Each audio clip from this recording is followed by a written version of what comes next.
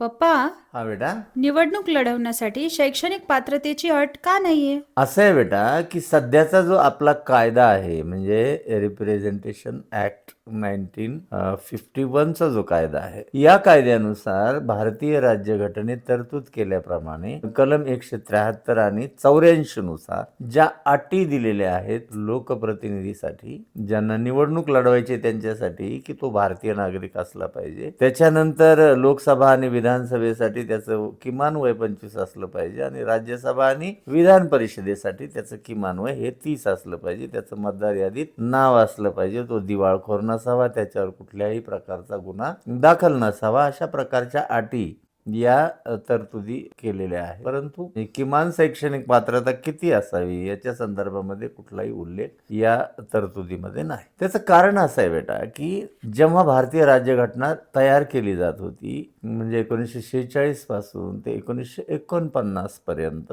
या दरम्यानच्या काळात ज्या पार्लमेंटरी डिबेट्स झाल्या, पार्लमेंट असेंब्ली डिबेट्स ज्याला आपण म्हणतो, या डिबेट्समध्ये तारीख जर तुला सांगायची झाली तर 18 मे 1949 आणि 2 जून 1949 अशी 2 दिवस या विषयावर चर्चा झाली. शैक्षणिक पात्रता असावी असा मुद्दा प्राध्यापक के.टी. शहा यांनी मांडला की जे निवडणूक लढवतात उमेदवार, त्यांना शैक्षणिक पात्रतेची अट असली पाहिजे. त्याचं कारण असं आहे की देशाचं राष्ट्रीय आर्थिक धोरण असेल, आंतरराष्ट्रीय धोरण असेल, जे नियोजन करायचं आहे, त्याच्यामुळं हे जे निवडणूक लढवतात लोकसभा, राज्यसभा आणि विधानसभेचे जे लोक आहेत, त्यांना किमान शैक्षणिक पात्रतेची अट असली पाहिजे. परंतु दुसरे जे सदस्य होते महावीर त्यागी नावाचे, त्यांनी मात्र याला ऑब्जेक्शन घेतलं आणि ते असं म्हणाले की जर किमान शैक्षणिक पात्रतेची अट ठेवली तर खऱ्या अर्थाने आदिवासी, शेतमजूर, कष्टकरी, कामगार यांचे प्रतिनिधी जे आहेत ते लोकसभेमध्ये किंवा विधानसभेमध्ये येणार नाही. ही जेव्हा चर्चा सुरू झाली तेव्हा डॉक्टर बाबासाहेब आंबेडकरांनी असा मुद्दा उपस्थित मांडला आणि